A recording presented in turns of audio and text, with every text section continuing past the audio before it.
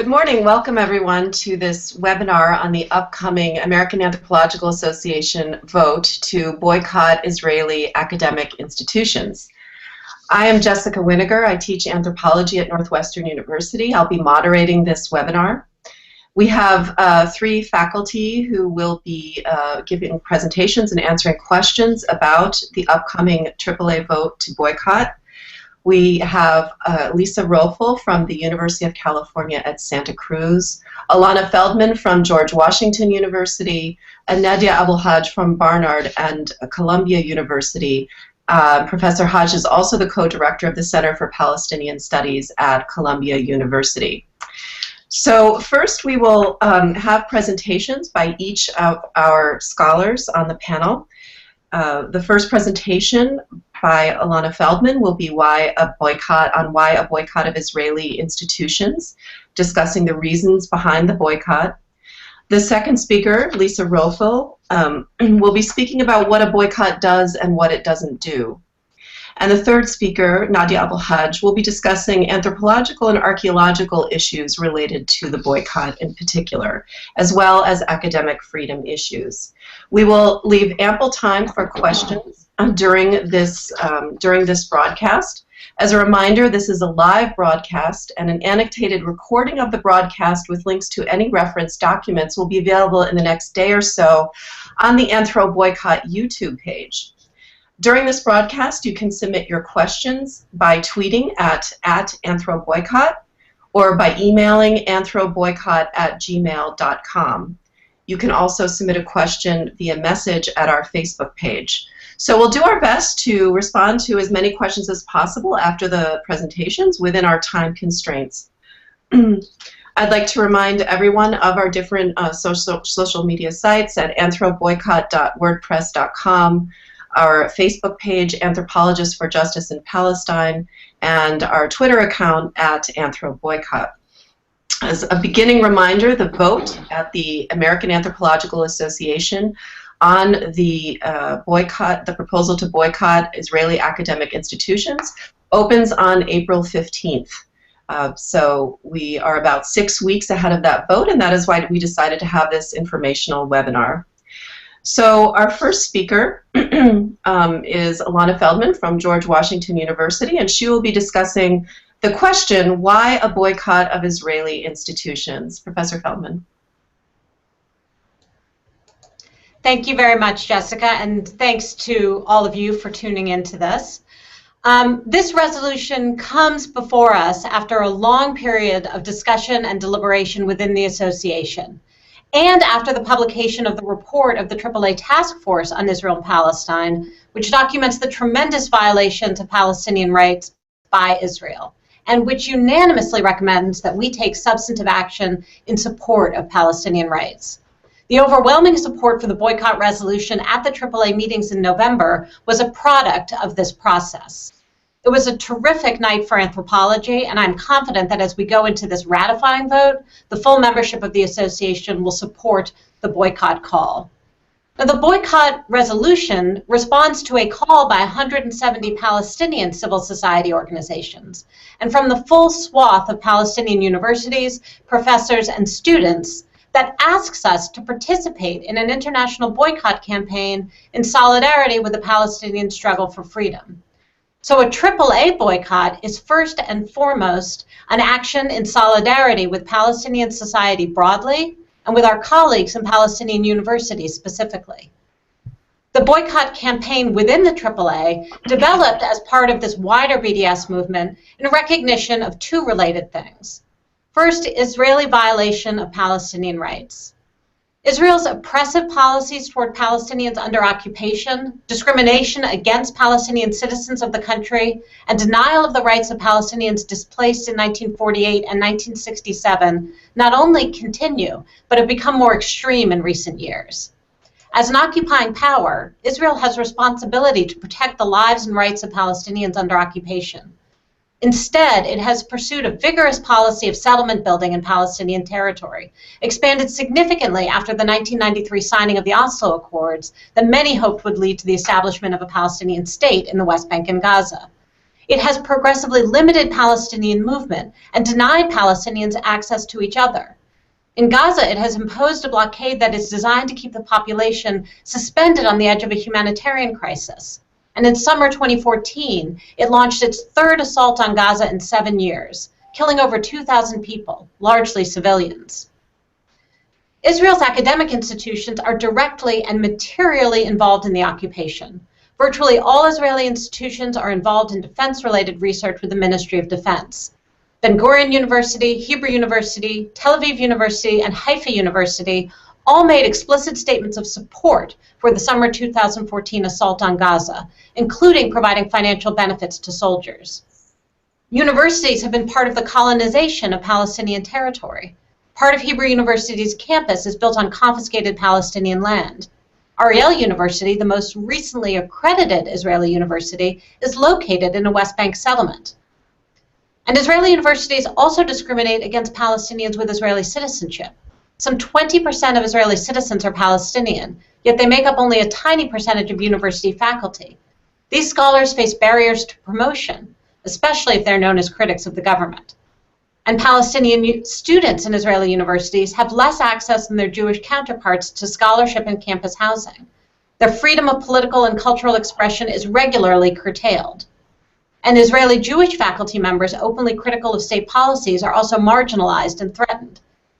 No Israeli university has taken a stand against the occupation or for equality for Palestinian citizens of Israel. Efforts to change these conditions within the framework of the so-called peace process and under the banner of dialogue have failed miserably. The BDS call recognizes the urgent need for new political strategies. The BDS call also recognizes U.S. complicity. The United States, and therefore American citizens, are deeply complicit in Israel's violations of Palestinian rights because of the enormous sum of money that our government provides Israel every year, and because of the nearly unwavering support it gives Israel in international forums. One of the issues that people consider when they think about their own political engagement is whether our first effort should be targeted towards problems at home, our government's policies and actions, or abroad, taking a stance with other people's struggles. An important aspect of BDS is that it does both at once. It speaks to the U.S. government and says that we, the citizenry, do not accept the status quo, and that we are working to change U.S. practices towards Israel from the grassroots. And in addition, it speaks to an Israeli public and asks them to do the same. Israeli oppression of Palestinians is not only a foreign policy matter, but a domestic U.S. matter. If we choose not to take action to oppose it, we in fact endorse it. As an American association with membership drawn largely from people in U.S.-based institutions, the AAA has an responsibility to engage on this issue. And as anthropologists with long-standing commitments to human rights and to standing with oppressed peoples, we feel compelled to act on this matter. The conclusions of the extensive research by the task force were, and I quote the report, "We are of the unanimous opinion that, in terms of the principles outlined above, there is a strong case for the association to take action on this issue and that the association should do so." The report is extensive and powerful in its account of Israeli violations of Palestinian academic freedom and rights more broadly. Of special relevance to anthropologists, it notes that, quote, "Archaeology is being used in very distinct ways to change the physical landscape and to authorize particular histories while denying others in a manner that extends the reach of the Israeli occupation." So it is time now for anthropologists to stand up for the Palestinian right to education, social justice, and freedom. The following speakers will provide more details about how the academic boycott will work. I want to say something now more generally about what sort of action a boycott is. Crucially, a boycott is a tactic in a wider political struggle. It is not simply a statement of moral or political disapproval. It is not the means to end the occupation, but one admittedly small plank in a broader array of political efforts. The fact that Israel is a democracy for its Jewish citizens who have chosen their government and dictate its policies make boycott an effective tactic for this situation. Questions about why boycott Israel and not North Korea or China seem to entirely miss the point that boycott is a political act and not just a statement of position. In voting for boycott, we have the opportunity to join a movement that is already strong and is getting stronger. We have an opportunity to pursue tactics that are appropriate for our location, an academic organization enacting academic boycott, whose effects are amplified by being part of an array of other located tactics. And in so doing, we have an opportunity to engage Palestinians as our colleagues and compatriots, rather than as supplicants in need of our charity. So please make sure that your AAA membership is up to date and vote for the resolution from April 15th to May 31st. Thank you. Thank you, Ilana Feldman at George Washington University. If you're joining us late, this is the webinar on the upcoming American Anthropological Association vote to boycott Israeli academic institutions. As a note, this is a live broadcast, but an annotated version of this broadcast with links to any reference documents will be available in the next day or so on the Anthro Boycott YouTube page. We are still accepting questions for the Q&A portion of the webinar. You can submit your questions throughout this broadcast by tweeting at AnthroBoycott or emailing anthroboycott@gmail.com or sending a message through our Facebook page, Anthropologists for Justice in Palestine. Again, this is a discussion of the vote to boycott Israeli academic institutions. Ballots open at the AAA on April 15th and are open until May 31st. Our next speaker is Professor Lisa Rofel, who teaches anthropology at the University of California at Santa Cruz, and she will be speaking on the topic, what a boycott does and doesn't do. Professor Rofel. Thank you, Jessica. I want to begin by distinguishing between the Anthropology Association's boycott resolution and a boycott by individual anthropologists who might want to conduct the boycott in their individual professional lives. This boycott resolution that is being voted on within the Anthropology Association starting April 15th is a boycott of institutions. It is not a boycott of individuals, nor is it a requirement for individual anthropologists to engage in boycott in their own professional lives, except insofar as they individually choose to do so.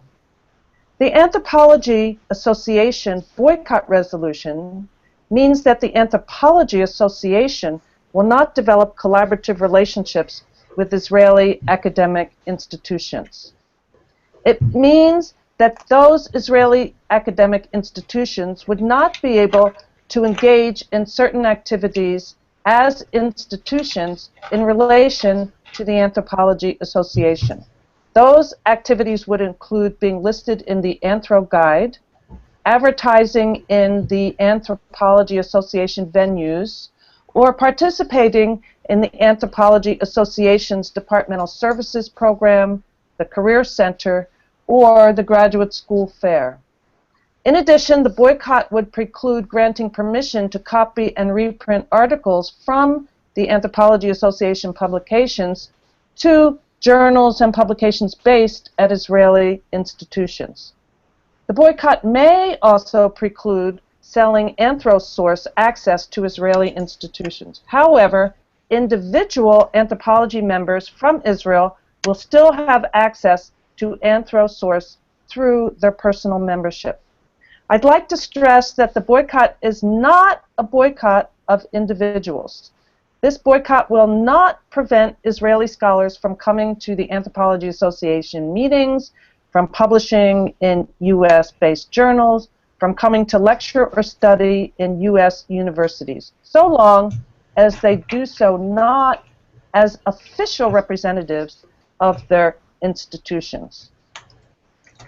This boycott resolution is distinct from what individual anthropologists might decide to do. Individual anthropologists might decide to take further actions in their own professional lives, such as not attending events or conferences officially sponsored by Israeli academic institutions. However, it is not a boycott even in that individual capacity of doing research in Israel or participating in conferences that are not being sponsored by Israeli academic institutions.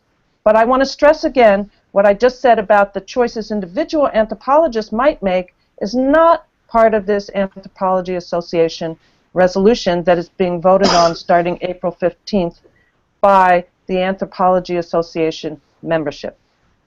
I want to reiterate what Ilana said. We have a responsibility as American anthropologists to take positive action in support of Palestinian rights to education. We have a responsibility to support Palestinians' full human and civil rights, including the right to self-determination, equal rights within Israel, and the return of refugees. We have a responsibility because the United States government makes this illegal and violent occupation possible. It makes it possible through both its military aid to Israel and its international protection of the Israeli government from international condemnation. It's precisely because the U.S. government has taken no action whatsoever and has continued to support the Israeli occupation that we as citizens need to take this boycott to support this boycott resolution. Both the United States and the Israeli government have been moving towards increasing the occupation, increasing the illegal grabs of more and more Palestinian land in a dangerous fantasy of building a greater Israel. The boycott resolution is a very effective strategy. Even the discussion of it has begun to have important effects.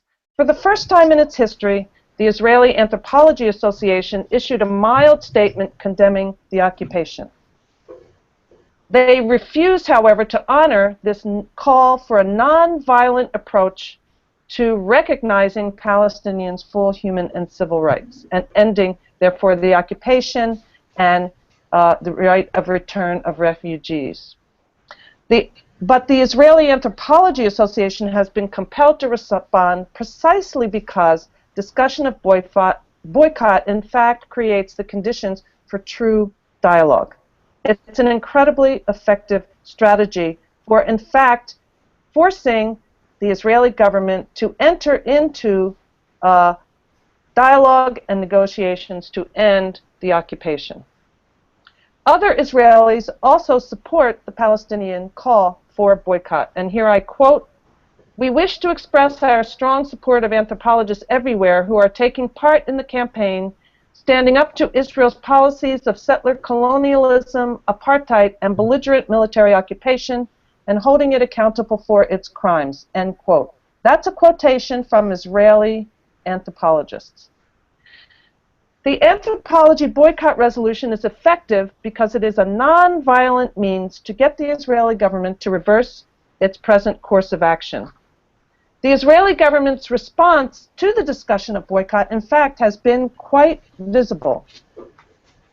And that makes it very clear that it's very effective. Of course, they are trying to get the United States government to pass laws making it illegal to discuss boycott, which it essentially now is within Israel. So the anthropologist's letter I just quoted has been written anonymously for that reason. The boycott resolution is effective in giving support to Palestinians who seek social justice and support for Palestinians seeking the right to education. This boycott is a demand for accountability. Taking a public stance in favor of this boycott is also a means for opening up a conversation about the United States' unwavering support of Israel's occupation. Since Israel claims to be a democracy, it is incumbent upon universities and their scholars to speak out against their government's decisions and actions that negatively affect the academic freedom and other rights of Palestinians living under their rule. Much of the Israeli Academy actively supports and materially and practically nurtures the military occupation. This boycott is an attempt to put pressure on those institutions and thus on the Israeli government to change its actions. From Cesar Chavez to South Africa, boycotts have been effective. They have been an effective, nonviolent means to get governments and corporations to change their policies and behavior. Sometimes it takes time, but this is the most hopeful strategy I have seen in a very long time that addresses the illegal Israeli occupation and that occupation's denial of Palestinian rights. It gives me great hope that I might even see an end to that occupation in my lifetime. Thank you. Thank you very much, Lisa Rofel from the University of California at Santa Cruz. Welcome to our webinar on the upcoming AAA vote to boycott Israeli academic institutions. That upcoming vote begins on April 15th by electronic ballot from the AAA and will extend until the end of May. In this webinar, which is a live broadcast, we are welcoming questions in the Q&A period. To submit a question, please email us at anthroboycott@gmail.com. You can also tweet a question to @anthroboycott or submit a question through our Facebook page, Anthropologists for Justice in Palestine. If you're looking for more information on this campaign, you can also visit anthroboycott.wordpress.com. Our third speaker today is Professor Nadia El-Haj, who teaches anthropology at Barnard College and Columbia University. She's also the co-director for the Center for Palestine Studies at Columbia University. She will be speaking on anthropological and academic freedom issues related to the boycott. Professor El-Haj. Thank you. Okay, first I'm going to discuss a few questions related to anthropology as a discipline and why I consider it our political and ethical obligation to take a stance here. First, let me talk about the role of archaeology within the context of Israel and Palestine. As you may know, I wrote my first book on the practice of archaeology in Israel, and the argument that runs throughout the book is really an argument of how it was that the discipline contributed to, in powerful and constitutive ways, to the repeated transformation of Palestine into the land of Israel. But rather than revisit that long history in my argument here, I want to focus more specifically on the illegality of archaeological practice since 1967 over the Green Line, and the ways in which Israeli archaeologists continue to collude with the state's project of settlement. And then when I say that, I mean both intentionally, but also mostly unintentionally.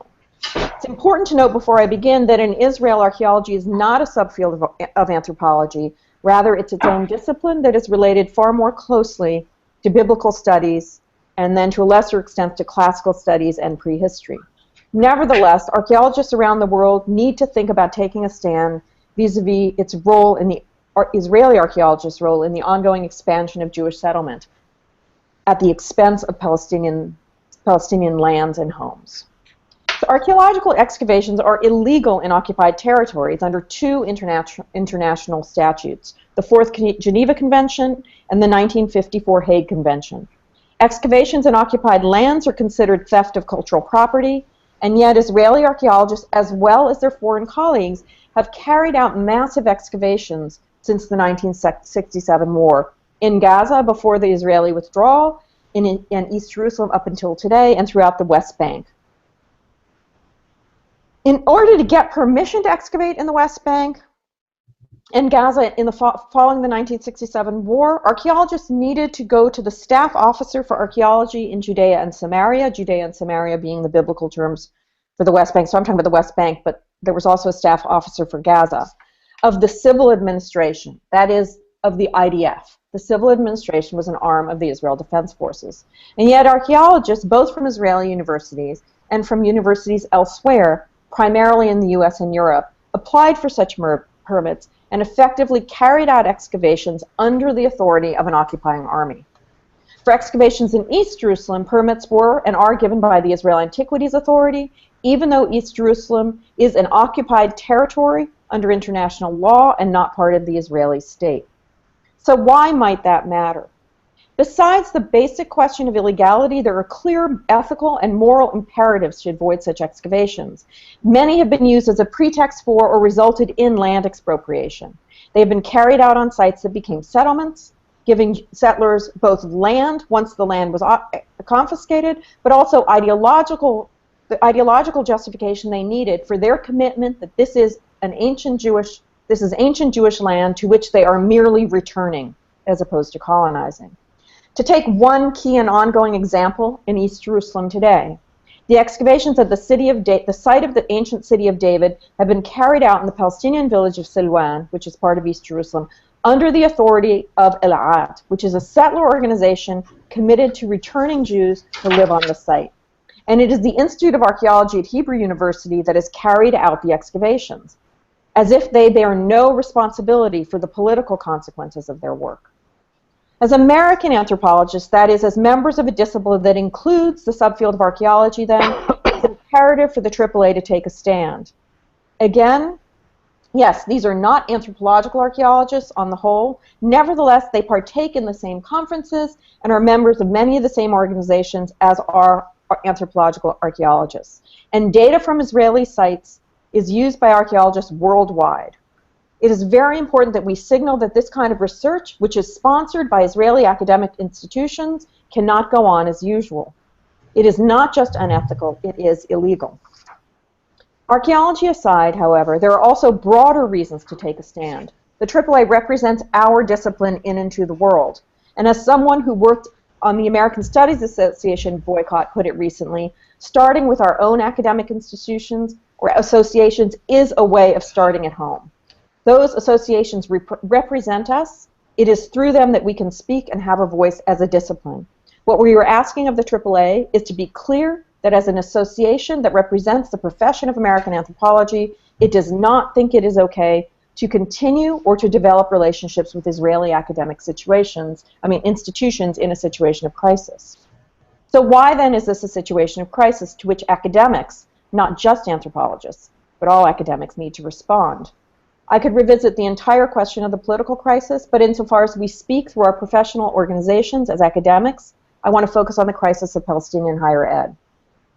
One needs to keep in mind that the Israeli state is engaged in the systematic destruction of Palestinian education, from primary through universities, although here I will focus on the question of universities. It has gone on since the 1967 war, that educational institutions have been raided on a regular basis, but I'm going to focus on a more recent period.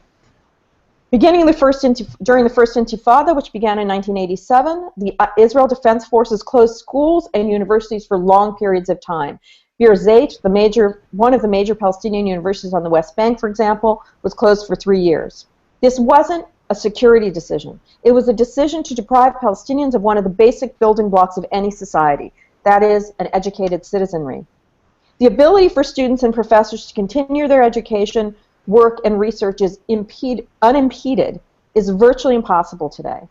Universities are raided by the military, the Israeli military, on a regular basis, and it's important to point out here that Palestinian universities in the West Bank are in Area A, which are supposed to be under Palestinian control, and yet the IDF enters them all the time.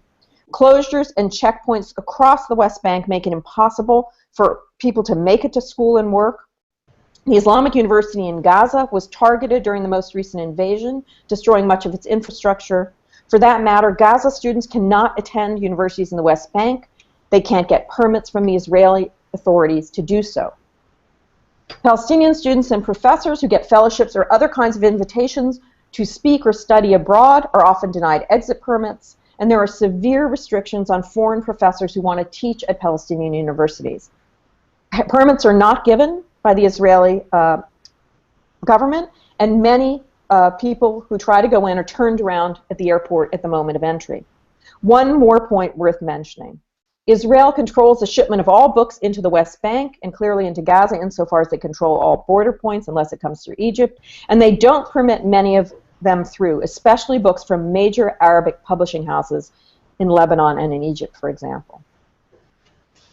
And in the face of all those restrictions on Palestinian education, Israeli universities remain silent.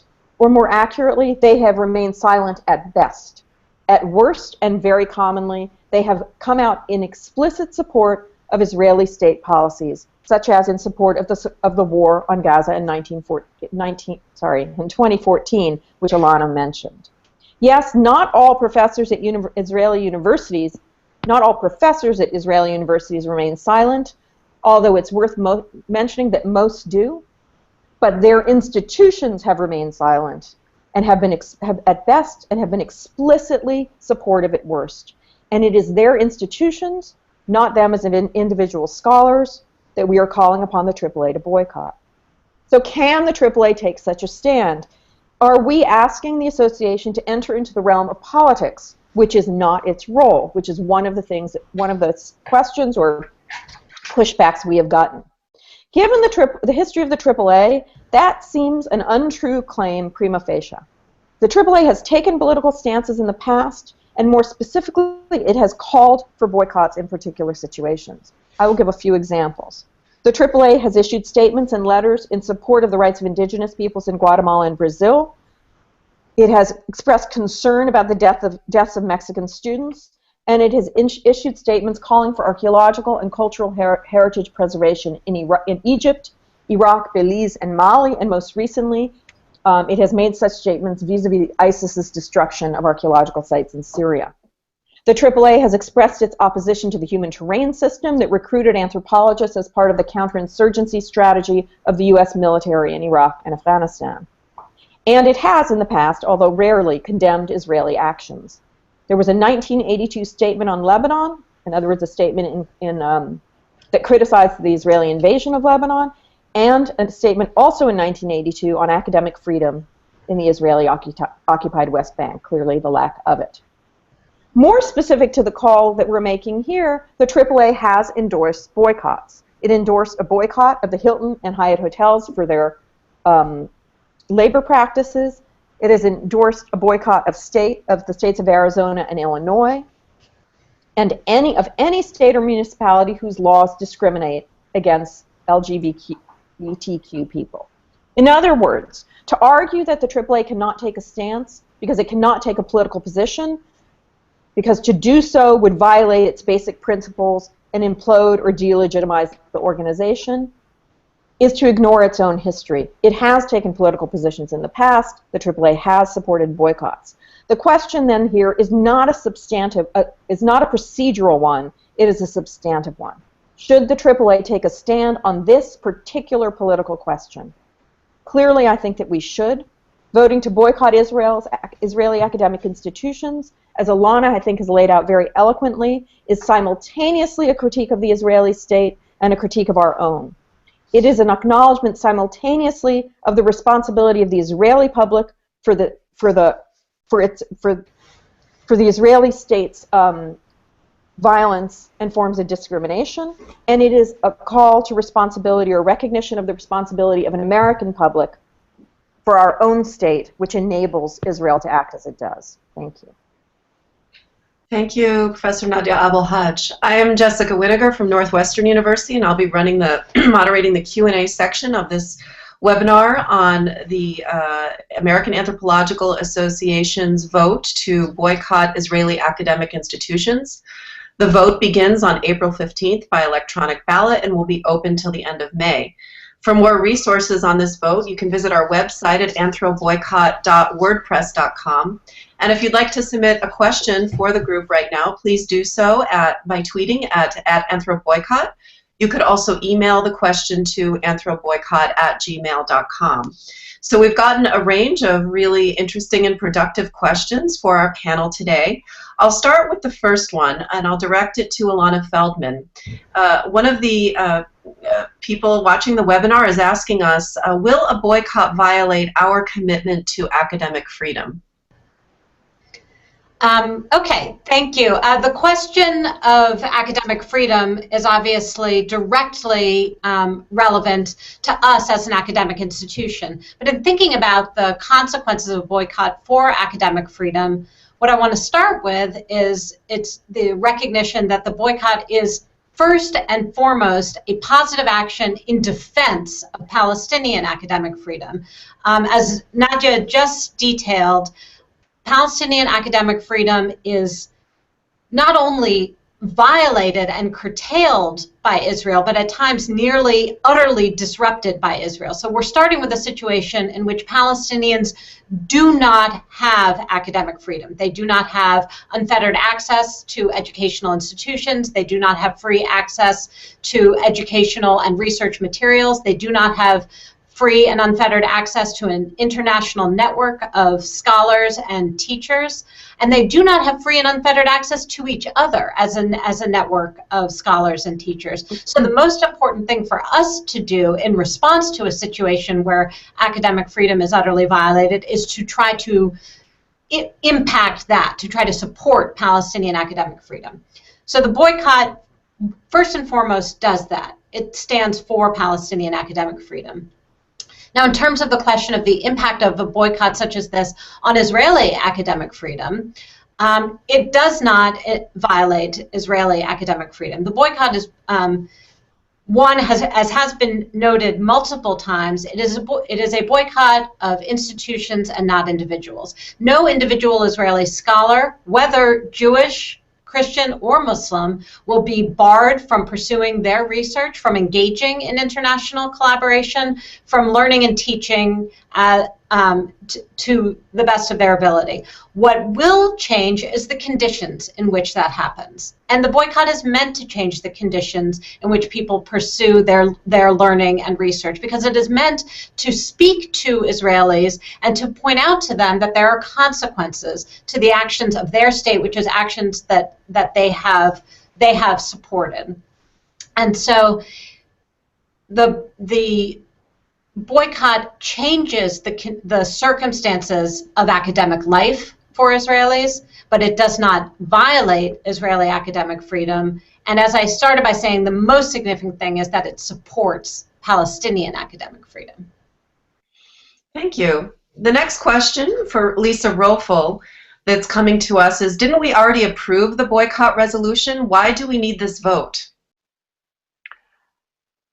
The Anthropology Association, because it's a very democratic association, feels that we should not allow resolutions to have their final status at the anthropology meetings. Some people cannot afford to come to the anthropology meetings, or for whatever reason cannot be at the anthropology meetings where these resolutions are voted on. All resolutions that are voted on at the business meeting of the Anthropology Association annual meetings have to then be sent to the full membership via electronic voting. Some of you who've been members for some time no doubt have received in the past emails urging you to vote on various resolutions. This is in line with that practice. It's been a long-held democratic practice of the Anthropology Association. So the vote is being sent out to the full membership electronically and given 6 weeks to vote starting April 15th. So please let everyone know, because I think some people believe that the resolution has been already decided and voted on once and are surprised when they hear that they need to vote on it again. Everyone who has voted on it at the Anthropology's annual meetings needs to vote again electronically. So please do keep up your membership and please do vote. Great, thank you. The next question for Nadia El-Haj is from a listener that says, I'm invested in anthropology having an increasingly high profile and a prominent place in public discourse. I am worried that this will delegitimize anthropology in the public sphere. Can you address my concerns? Sure. Thank you for the question.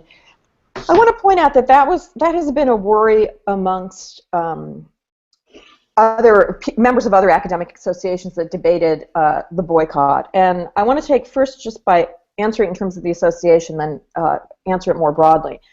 The American Studies Association, the argument was that it would delegitimize, it would implode the organization, many people would leave. And in fact, what happened after the ASA passed the boycott was a massive increase in both membership and funds in support of the association. So in terms of a wide scholarly community, in many ways it signaled, it received a very positive response for having taken such a clear political and ethical stand. And what I would say in terms of a broader public, I think it's important to keep in mind that what academics are accused of all the time in this country, and especially with the increasing rise of the right, is that we live in our little ivory tower that has no relationship to the world. But the reality is, I think this is a moment where we're being called upon to actually take a political stand that is not limited, to take a political stand that reaches well beyond our narrow sort of interests or our particular intellectual scholarship, and to follow in the footsteps of other academic associations who've been at the forefront of this movement, which is really gaining steam. So in some sense, I think it's actually an act of legitimation. I mean, many people may not agree, but it is clearly an act that says that we really care about the world in which we live, that as American citizens we have to take responsibility for the actions and material support our state to give to the State of Israel, and that we have a responsibility that reaches beyond the narrow confines of our universities. So I would see it somewhat differently. I also want to just take a second to just tag on a little bit to Ilana's question about academic freedom and just point out that when BDS, the Palestinian Boycott, Divestment, Sanctions Movement, framed the terms of the academic boycott, they were very clear and very careful to protect academic freedom, in contrast, in fact, to the way that the boycott against South Africa was framed. And many of us supported that boycott, because in that instance, there was, in fact, no protection for individual scholars. So in some sense, this was a lesson in response to some of the criticism that emerged in the post-apartheid era about the structure of the anti-apartheid cultural and academic boycott. And so all the parameters that Ilana laid out were developed over time, over a few years in conversations with people who wanted to be clear that the academic freedom of individual Israeli scholars was protected. Thank you. Great. Our next question I'm going to address to Lisa Rofel, and we've had a couple of questions in this regard, so I'm going to group them together. And that is a question about potential legal repercussions on the AAA if it adopts this boycott. So the question is, has the AAA been subject to any lawsuit threats? What is likely to happen if the resolution passes? Does it open the association to lawsuits? And more broadly, are there worries that the association might split? Thank you for that question. That's a very fair question. Again, just as Nadia did, we can go by the experience of the American Studies Association. In the case of the American Studies Association, several state legislatures, they did not bring a lawsuit against the association, but they, you know, politicians postured a lot about refusing to allow state funds to be used by faculty and students to go to the annual meeting of the American Studies Association. Actually, those that did not actually come to pass, but there have been no lawsuits, and there would be no grounds for a lawsuit. So I think the worst that we could see is this kind of politicians posturing that would try to deny the use of state funds to attend the annual meetings. That would be probably the most extreme response we would see. Ilana, Feldman? Yeah, and just to add on to that, the organization Palestine Legal is a good resource for people to look at if you're sort of concerned about what is in fact the legal landscape in relation to things like boycott. There's a certain amount of effort from opponents of the boycott to try to scaremonger around the question of legal implications of a boycott and whether there is a legal problem. There is not. As an academic association, we have the rights and capacity to determine the actions of our association in this regard and others. So while there may be effort to make noise about it, we do not face a legal challenge. Great. The next question I'd actually like to have you also address, Ilana, and that is the question of why boycott institutions in Israel that the writer says are most likely to, and in fact do, produce progressive dialogue. This would effectively shut down the opportunity to build allies in Israel that are opposed to settlements. Your response? Okay, I think that there are a few things we need to address in a question like that. One is the underlying presumption that Israeli universities are, by and large, bastions of activity on behalf of anti-occupation activities or in favor of Palestinian rights. That just simply is not the landscape of Israeli universities by and large, which again is not to say that there are not people in those institutions that are pursuing such activities. But in terms of the question of actual dialogue, right? If dialogue is the question, you need to have a dialogue with somebody. And Israeli institutions are not spaces where Palestinians from the West Bank and Gaza can participate in a dialogue. Not only is there a tremendous inequity in circumstances, Palestinians simply cannot get there. So Israeli universities, under current circumstances, cannot be the space for a dialogue among the parties and the populations that live there. In fact, by engaging in an academic boycott that interferes in the status quo, that says you cannot even think about proceeding as things are now, we create opportunities for genuine conversation and dialogue. There is nothing about boycott politics or boycott as a tactic that seeks to undermine the capacity, any kind of productive capacity of people to engage with each other. In fact, what it does is open up those possibilities. And Israeli academics who support Palestinian rights, who are opposed to the occupation, should welcome this opportunity to engage in a politics that will be productive, that is responsive to the call of the people who are suffering from these policies. We and they should take their cue from Palestinians rather than feeling a need to organize and dictate how conversation would take place. And boycott supports all of that.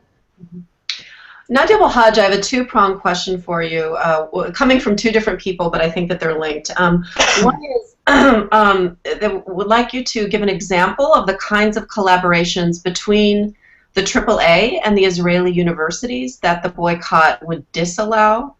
And the second question on the Palestinian side is, isn't just this boycott vote symbolic? Will it really have any impact on the movement for Palestinian rights? What kinds of ramifications do you predict that this vote would really have on the ground?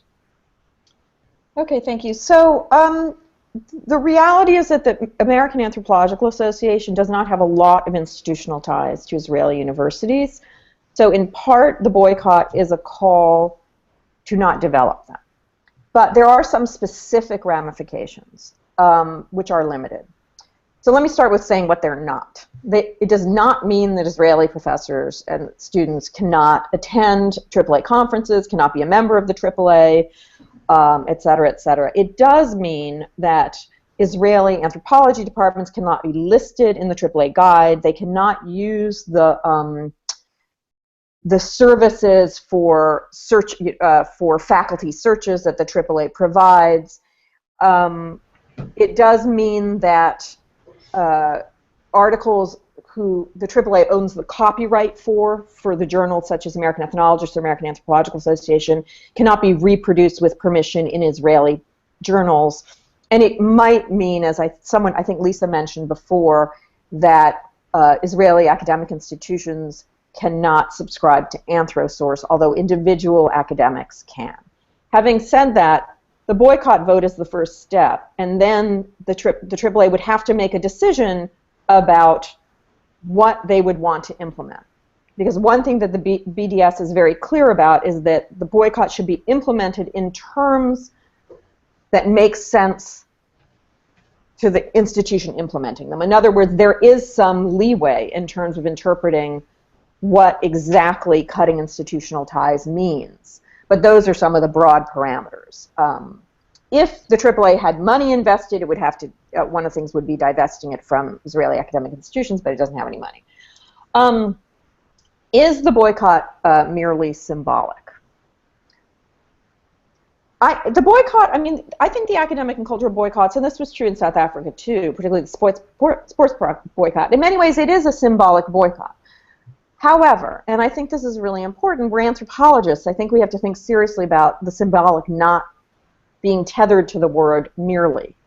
The reality is that the boycott has opened, I think Lisa mentioned this, has opened more conversation and debate about the state of Israel and Palestine today in U.S. society than I have seen since I moved here about 25 years ago. It has that force. It has the force of saying, there is something not okay going on here. We need to recognize it, we need to talk about it, and we need to force the U.S. government and public to do something about it. So on that level, it is symbolic, but the symbolic has material force here. If we, as an organization, had investments in Israeli academic institutions, then of course it would be a call for divestment.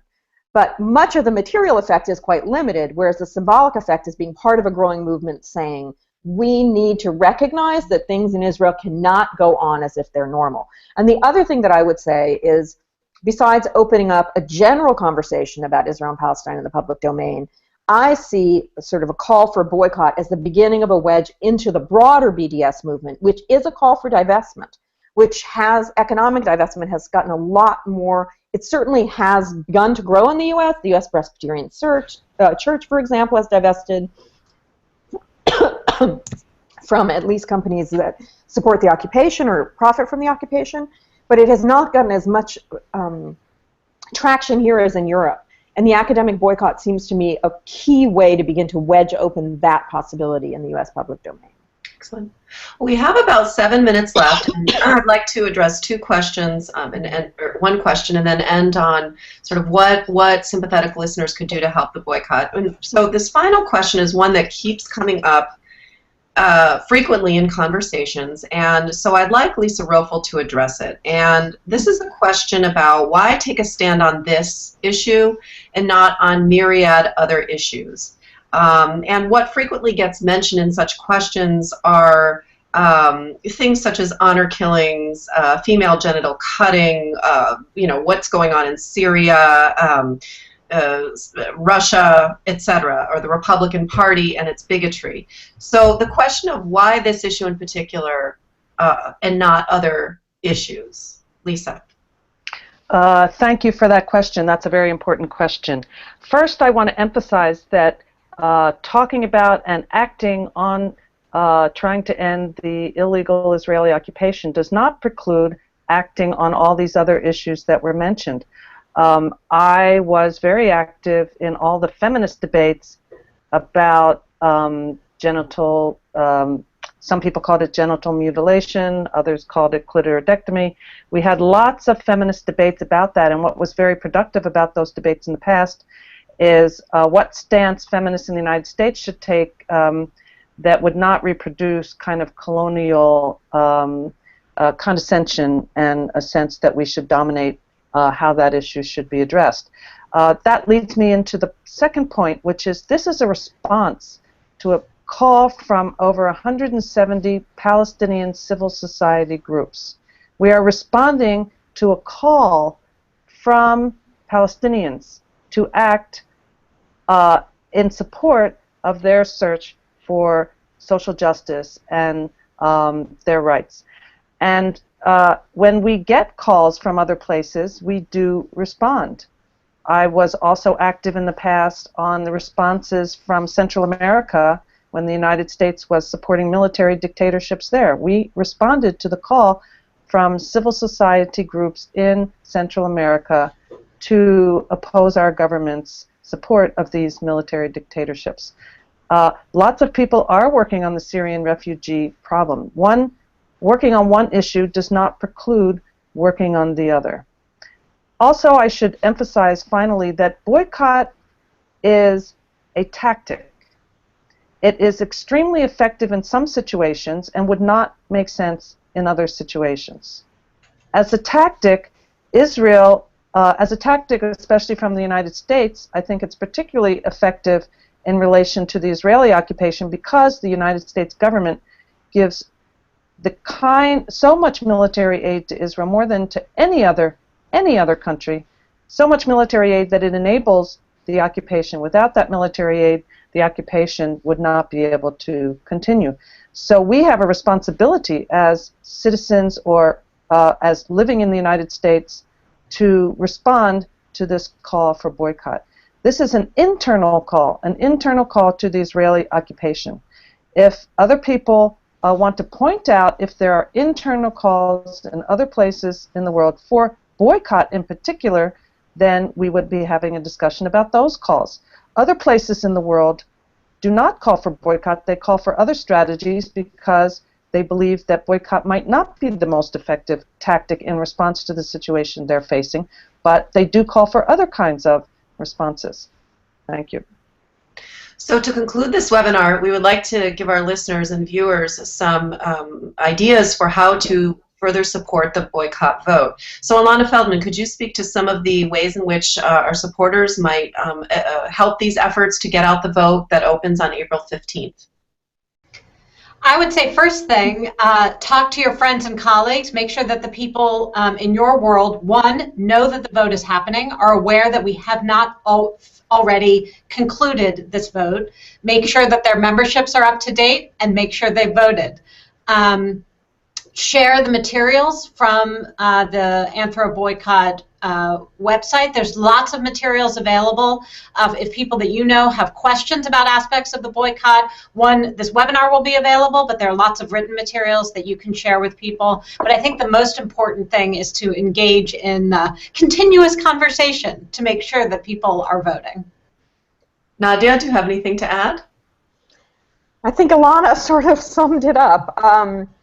Yeah, I think just to emphasize, I think, well, first of all, I think a lot of us never vote in these electronic ballots because they come through our inboxes and get lost, but it's really important to pay attention and to vote on this. I think it's really important not to assume that because we won by such a huge margin in the actual meetings that we might not need to vote because it won't matter. We don't know, right? We really need everybody to vote, because it's hard to know what exactly the outcome is going to be, especially since it's hard to know how many people will vote. And I think it is just really important to try to deflect some of the arguments about the boycott. I mean, not deflect, but to respond continuously to the two most central charges about the boycott, which is one, why is one making an exception of Israel? I think Lisa just gave an incredibly powerful answer to that. And two, that we are going to isolate our Israeli colleagues, which is just patently untrue. Thank you. Lisa? Yes, I just wanted to add that you could encourage your colleagues to collectively watch this webinar, and also we are available for further teach-ins. And so if you would like people to come to your department and further discuss this boycott resolution vote, we have people who would be available to do that. Excellent, great. So as a reminder, the vote is from April 15th to May 31st by e-ballot from the AAA. For more information, please visit our website, anthroboycott.wordpress.com. Please also join us on social media, our Facebook page, Anthropologists for Justice in Palestine, which has many, many updates, not just about this campaign, but of violations of Palestinian academic freedom and the complicity of Israeli academic institutions in the oppression of Palestinians. If you tweet, we are on Twitter at @AnthroBoycott. Thank you very much for watching this webinar, and please go out and vote starting April 15th.